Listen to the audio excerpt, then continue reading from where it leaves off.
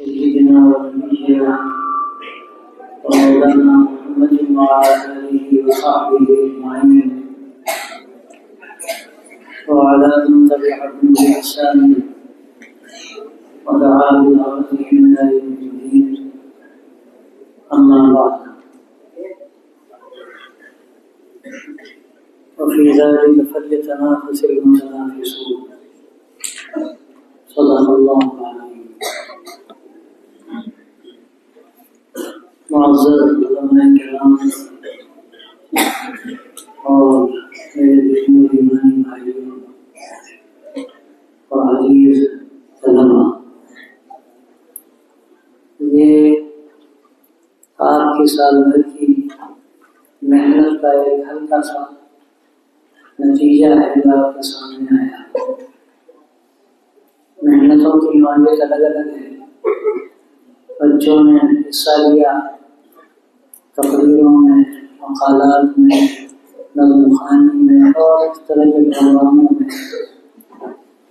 سے بڑھ کر جو طلباء پورے مدرسے میں اول آئے، بہت بڑی چیز ہے. اور میں سمجھتا ہوں اس سے بڑھ کر جو طلباء 100% حاضر رہے، یہ بہت بڑی چیز ہے. جو مسلسل محنت کرتا ہے اس کے نتائج بڑے اعلیٰ سامنے آتے ہیں. چاہے فوراً نہ آئے، وقت لگے، لیکن وہ کبھی محروم نہیں ہوتا. اور یہ سارے انعامات جو آپ کو دیے گئے، ظاہر ہے کہ یہ دیکھا جائے تو محنت کے اعتبار سے کوئی بہت بڑے انعامات نہیں ہے، یہ ظاہر قیمت کے اعتبار سے. لیکن یہ دینی کتابیں ہیں، اس میں جو پیغام ہے وہ بڑا قیمتی ہے. ایک بات تو یہ کتابوں کو پڑھنا سے استفادہ، یہ ہمارے لیے بہت بڑی سوغات ہے.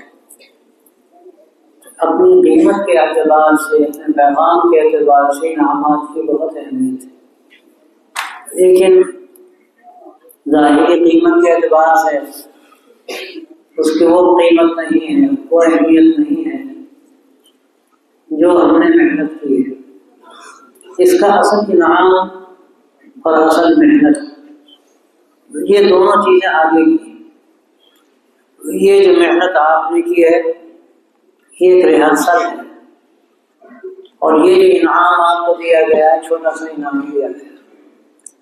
آگے کی محنت کو ہمیشہ آپ پیش نظر رکھیں، اسی کی تیاری کے لیے یہ ساری محنت ہے. آگے کے انعام کو آپ سامنے رکھیں، وہی اصل انعام ہے جو اللہ تبارک و تعالیٰ کی طرف سے دنیا میں بھی ملتا ہے. لیکن اصل انعام آخرت کا انعام ہے، جس کا ذکر حدیثوں میں اس طرح کیا گیا کہ وہ تصور سے باہر ہے. نہ کبھی آنکھوں نے دیکھا، نہ کانوں نے سنا، نہ دل میں خیال گزرا. حدیث میں آتا ہے اللہ تعالیٰ وہاں ایسی نعمتیں ہم کو دے گا. لیکن ظاہر ہے کہ یہ ساری محنت جو ہم یہاں کرتے ہیں اور وہ اصل محنت جو ہم آگے کریں گے، اسی محنتوں کا نتیجہ ہے. اور محنتوں پر ہی اللہ کی طرف سے ملتا ہے، ہر حیثیت سے ملتا ہے.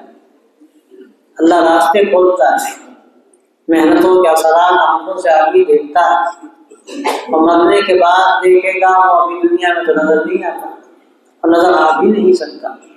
اللہ نے دنیا میں ہمیں جو آنکھیں دی ہیں، دنیا کو دیکھنے کے لیے دی ہیں. جنت کو دیکھنے کی آنکھیں الگ ہوں گی.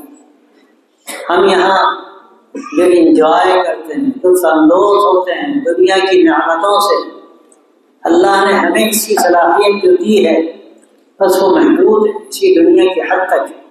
اللہ تعالیٰ آخرت میں جو نعمتیں دے گا اس سے استمتاع اور اس سے فائدہ اٹھانے، اس سے مزہ لینے یا کہیں انجوائے کرنے کی ایک الگ صلاحیت ہے. تو اصل فکر تو اسی کرنے کی ضرورت ہے. یہ ایک چھوٹا سا پروگرام ہے اور آپ کو کچھ انعام دے دیا گیا آپ کی محنت کا. یہ ایک ہمارے لیے علامت ہے، ہمیں آگے بڑھنا ہے اور بڑے بڑے انعامات کے لیے اپنے آپ کو تیار کرنا. یہ دنیا امتحان کا گھر ہے، یہاں جو جیسی تیاری کرے گا اللہ تعالیٰ ویسے ہی اس کو نمبرات دے کے مرنے کے بعد اول نمبر آئے گا، کوئی 2 آئے گا، کوئی 100 آئے گا، اللہ ہم سب کی حفاظت کرے، کوئی ناکام ہو جائے گا۔ وہ جو اصل ہمارے لیے اللہ نے نتائج مرنے کے بعد کے رکھے ہیں، اصل تیاری وہاں کی، اور یہ ایک علامت ہے۔ آپ نے یہاں جو تیاری کی ایک علامت ہے۔ کہنے والوں نے بات کہی کہ پہلے عادت ڈلوائی جاتی ہے، پھر وہی عبادت بن جاتی ہے۔ کہا جاتا ہے بچہ جب 7 سال کا ہو جائے نماز کے لیے کہو، اور ماشاءاللہ اچھے ماحول میں جو بچے رہتے ہیں اور تو 3-4 سال میں نماز شروع کر دیتے ہیں، اور پھر جب 4-7 سال کے ہو جائیں تو حکم ہے کہ ان سے کہو نماز پڑھنے کے لیے، اور جب 10 سال کے ہو جائیں تو حکم ہے پھر اگر نماز نہیں پڑھتے تنبیہ کی ضرورت ہے، تنبیہ کی ضرورت ہے، عادت پڑے، اور پھر انشاءاللہ جب وہ بالغ ہو جائیں گے اب وہ عبادت کی شکل بن جائے گی، اللہ کی رضا اس سے حاصل ہوگی۔ تو یہ جو مشقیں ابھی آپ کو کرائی جاتی ہیں، اردو تقریر کی آپ نے، ہندی تقریر کی آپ نے، انگریزی تقریر کی آپ نے، عربی کی تقریریں کی، یہ ساری مشق کس لیے ہے؟ تاکہ آپ کو عادت پڑے، آپ جب میدان عمل میں آئیں اور آپ کو جب ضرورت ہو بات کہنے کی کسی بھی زبان، آپ اپنے اندر صلاحیت پاتے ہوں۔ لیکن ظاہر ہے وہاں آپ اس لیے تقریر نہیں کرتے کہ آپ کو کتابیں انعام میں ملیں گی، وہاں آپ اس لیے تقریر نہیں کرتے کہ آپ کو کچھ پیسے مل جائیں گے، وہاں آپ اس لیے تقریر نہیں کرتے کہ آپ کو دنیا کا کچھ حصہ مل جائے گا، آپ وہاں اس لیے لوگوں کے سامنے دین کی بات کہتے ہیں اور طاقت کے ساتھ کہتے ہیں، ایمان کے اندر کے اور جوش کے ساتھ کہتے ہیں، جو اللہ جس کو چاہتا ہے دیتا ہے۔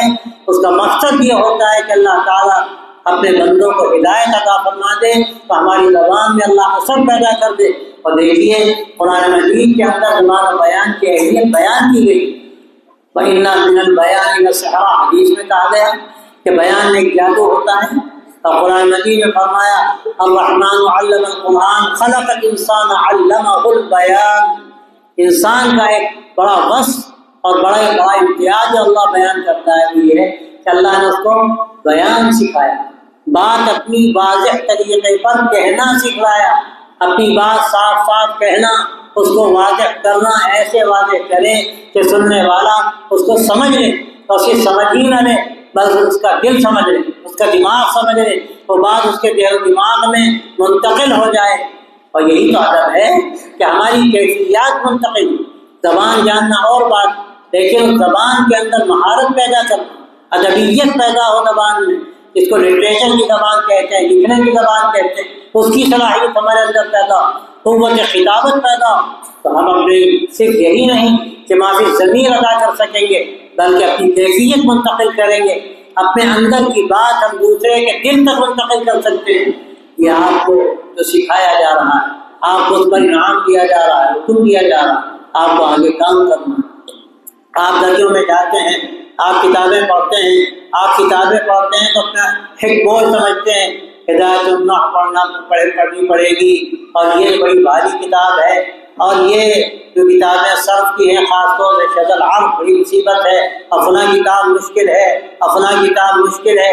لیکن یہ خیال ہمیں نہیں رہتا کہ ان کانٹوں بھرے راستے کے آگے اللہ نے کیسی جنتیں رکھی، حفت النار بالشہوات وحفت الجنت بالمکارہ۔ حدیث میں آتا ہے اللہ نے جنت کو شدائد سے گھیرا، یعنی کانٹوں سے گھیرا، ناپسندیدہ چیزوں سے گھیرا۔ اللہ نے آپ کے لیے جنت کا راستہ کھولا، اور آپ کو اللہ نے جو ذریعہ بنایا دوسروں کے لیے کہ آپ کے ذریعے سے دوسروں کے لیے جنت کے راستے کھلیں، وہ راستے شدائد سے گھرے ہوئے، کانٹوں سے گھرے ہوئے ہیں۔ لیکن اگر آج آپ صبر کریں گے، آپ برداشت کریں گے، آپ محنت کریں گے، آپ اپنے نفس کے خلاف چلیں گے، آپ اپنی منمانی نہیں کریں گے، اساتذہ کا ادب کریں گے اور ان کی بات مانیں گے، نظام کو ساتھ دے کر چلیں گے، آپ دیکھیں گے اللہ تبارک و تعالیٰ کے نتیجے میں کس طرح سے آپ کو منزل تک پہنچاتا ہے، اور آپ کو کیسے خوبصورت دسترخوان پر پہنچاتا ہے، اور خوبصورت گلدستے آپ کے حصے میں آتے ہیں جس کو ہم اس وقت بیٹھے سے سوچ بھی نہیں سکتے۔ تو میرے عزیزوں، اللہ نے آپ کو اس کا موقع دیا، آپ محنت کر رہے ہیں، لیکن 2-3 چیزیں ایسی ہیں کہ توجہ دینے کی ضرورت ہے۔ نمبر 1، ہم یہاں پر آئے تو اپنے مقصد کو ہم متعین کریں، ہم کیوں آئے، مدرسے میں آنے کا مقصد کیا ہے؟ کیا مقصد صرف یہ ہے جیسے عام کالجوں اسکولوں میں ہوتا ہے کہ ہم نے تعلیم حاصل کر لی، کوئی سڑک مل جائے، پھر آگے کوئی دنیا کا کام دیکھیں؟ یاد رکھیے مدارس حقیقت میں آخرت کی کامیابی دلانے کے لیے ہے کہ دنیا کے لیے اور دنیا کے معاش کے لیے نہیں قائم کیے جاتے۔ اللہ تعالیٰ اس کا انتظام تو خود فرما دیتا ہے، وَمِن دَابَّةٍ فِي الْأَرْضِ إِلَّا عَلَى اللَّهِ رِزْقُهَا، جو بھی زمین میں چلنے پھرنے والے ہیں، وہ جانور ہو یا انسان ہو، اللہ سب تک ان کا رزق پہنچاتا ہے۔ ہاں جتنا مقدر ہے وہی ملے گا، اس سے زیادہ نہیں مل سکتا۔ آدمی سب کچھ کر ڈالے لیکن اگر چاہے کہ ہمیں زیادہ مل جائے نہیں ملے گا۔ ہمیں حکم ہے ہم ضرورت پر محنت کریں، اس کے لیے بھی محنت کریں، لیکن اپنے آپ کو اس میں کھپا دینا، اپنے آپ کو اس میں مٹا دینا یہ درست نہیں۔ یہ راستہ تو کھپانے مٹانے کا دین کا راستہ ہے، وَالَّذِينَ جَاهَدُوا فِينَا لَنَهْدِيَنَّهُمْ سُبُلَنَا، کہ ہمارے لیے اپنی جانیں کھپاتے ہیں، ہم ان کے لیے اپنے راستے کھولتے ہیں، ہم ان کے لیے اپنے راستے کھولتے ہیں۔ تو میرے عزیزوں، تم یہاں تعلیم حاصل کرتے ہو تو ایک تو یہ مقصد متعین ہونا چاہیے اور اس کے لیے انتھک محنت، اس کے لیے انتھک محنت کی دوسری بنیادی بات ہے۔ جو لوگ محنت نہیں کرتے ان کو کچھ نہیں ملتا۔ آج طرح طرح کی رکاوٹیں ہیں، طرح طرح کے ایسے اسباب ہیں جس سے ہم انتشار ذہنی کے شکار ہوتے ہیں، اس کے نتیجے میں ہمارا کتابوں میں جی نہیں لگتا، ہمارا پڑھنے میں جی نہیں لگتا، اور یہ جو ہماری محنت کا اصل محور ہونا چاہیے، جو ہمارے بنیادی مقاصد ہیں، یہ ہمارے پیش نظر نہیں رکھتے اور ہم دنیا کو الجھاؤ میں پڑ جاتے ہیں۔ میرے عزیزوں، اس بات کو سمجھنے کی ضرورت ہے کہ مدارس میں نمبر 1 مقصدیت ہونی چاہیے، یکسوئی ہونی چاہیے، نمبر 2 محنت ہونی چاہیے، اور نمبر 3 یہ کہ ہماری محنت کا رخ درست ہونا چاہیے، ہماری محنت کا رخ درست ہونا چاہیے۔ آپ مطالعہ خوب کرتے ہیں، ماشاءاللہ بڑی محنت کرتے ہیں، لیکن یاد رکھیے اگر اس عمر میں آپ نے غلط مطالعہ کیا تو ہو سکتا ہے کہ آپ امریکہ جانا چاہتے ہو، امریکہ جانے کے بجائے حبشہ پہنچ جائیں۔ آپ نے کیا کی؟ آپ نے حقیقت میں اپنا ٹریک بدل لیا۔ جب ٹریک بدل گیا آپ کو ہوش نہیں کہ آپ کی گاڑی کہاں جا رہی۔ یاد رکھیے، آپ اچھی طرح سمجھ لیجیے کہ آپ نے اپنے لیے جو راستہ طے کیا ہے اس کے لیے آپ محنت کر رہے ہیں، ایسا نہ ہو کہ راستہ آپ کو ایسی جگہ پہنچا دے کہ وہاں سے پلٹنا مشکل ہو جائے۔ آپ اپنے لیے راستہ طے کیجیے، آپ اپنے لیے اپنے مقصد کو جس طرح متعین کرتے ہیں اسی طرح اپنی منزل کو پہچاننے کی ضرورت ہے، اور مطالعے میں آپ اہتمام کیجیے۔ اساتذہ کے مشورے کا بڑا حصہ، اساتذہ کے مشورے سے زمانے میں اگر آپ مطالعہ کریں گے تو آپ صحیح راستے پر چلیں گے، ورنہ لکھنے والے نہ جانے کیا کیا لکھتے رہتے ہیں، بولنے والے نہ جانے کیا کیا بولتے رہتے ہیں، اور اچھے انداز سے بولتے ہیں، بہت اعلیٰ طریقے پر لکھتے ہیں۔ ان کو اللہ نے قوت بیانیہ دی ہے، لکھنے کی صلاحیت دی ہے، لیکن ان کو خود پتہ نہیں کہ ان کی منزل کیا ہے۔ جب ان کو خود اپنی منزل کا پتہ نہیں تو دوسروں کو منزل تک کیا پہنچائیں گے؟ وہ خود بھٹکیں گے، بھٹکائیں گے۔ اس لیے ہمیں تیسری بات یہ ہے کہ اپنے منزل کا علم ہونا چاہیے، ہم غلط راستے پر نہ پڑیں، مطالعہ کریں کتابوں کا، پوچھ کر مطالعہ کریں، صحیح الفقہ لوگوں کتابوں کو دیکھیں۔ حضرت علامہ سید سلیمان ندوی رحمۃ اللہ علیہ، حضرت مولانا علی میاں رحمۃ اللہ علیہ، اور ندوی کے بڑے فضلاء ہیں اور بعض بڑے علماء ہیں، آپ ان کی کتابیں ابتدا میں پڑھیں، اردو کی کتابیں پڑھیں، پھر عربی کی کتابیں پڑھیں، تو آپ ان کتابوں کو پڑھ کر اپنے رخ کو درست کریں گے، اپنی منزل کو درست کریں گے۔ میں اکثر اس کی مثال دیتا ہوں، سڑک بڑی اچھی ہے لیکن منزل تک نہیں لے جاتی، یا ایسی کسی شہر کی طرف جا رہی ہے جہاں آپ کو جانا نہیں ہے، آپ اس سڑک پر گاڑی لگائیے، 200 کی اسپیڈ سے چلائیے، بڑا مزہ آ رہا ہے، لیکن آپ کو اگر یہ پتہ نہیں کہاں جا رہی ہے، کہاں پہنچائے گی۔ آپ کو جہاں جانا ہے چاہے اس کی سڑک خراب ہوئے، لیکن اس کے باوجود آپ اپنی گاڑی اس خراب سڑک پر لے جائیں گے تاکہ منزل تک آپ پہنچ جائیں۔ مقصود آپ کے لیے آپ کی منزل ہے، راستہ مقصود نہیں ہے۔ ہاں آسانی ہوتی ہے، اگر راستے اچھے ہیں تو منزل تک پہنچنا بہت آسان ہے۔ راستوں کو اچھا کرنا یہ بھی آپ کی ذمہ داری ہے۔ ابھی نہیں، آپ فارغ ہوں گے، آپ عالم ہوں گے، آپ داعی بنیں گے، آپ اپنے اندر قوت خطابت پیدا کیجیے، آپ اپنے اندر تحریر کی طاقت پیدا کیجیے، لکھنے کی طاقت پیدا کیجیے۔ یقیناً آپ کی تحریروں سے، آپ کی تقریروں سے اور پھر زبانوں کی مہارت سے انشاءاللہ راستے کھلتے چلے جائیں گے اور لوگوں کے لیے منزل تک انشاءاللہ پہنچنا آسان ہو جائے گا۔ یہ تو 3 چیزیں ان کی بڑی اہمیت ہے۔ ابھی تو سال کا اختتام ہے، آپ محنت کیجیے، اللہ آپ کو کامیاب کریں۔ آئندہ انشاءاللہ آپ آئیں تو مقصد کو لے کر آئیں، اپنی منزل کو پہچان کر آئیں، اور پھر اس راستے میں جتنی آپ محنت کر سکتے ہیں محنت کریں. آپ دیکھیں کہ اللہ تبارک و تعالیٰ آپ کو کام پہنچاتا ہے. اللہ کا یہ نظام ہے. اللہ نے آپ کو یہاں بھیجا ہے. اس معہد میں ندوۃ العلماء کا ایک حصہ ہے. اللہ کا فضل ہے.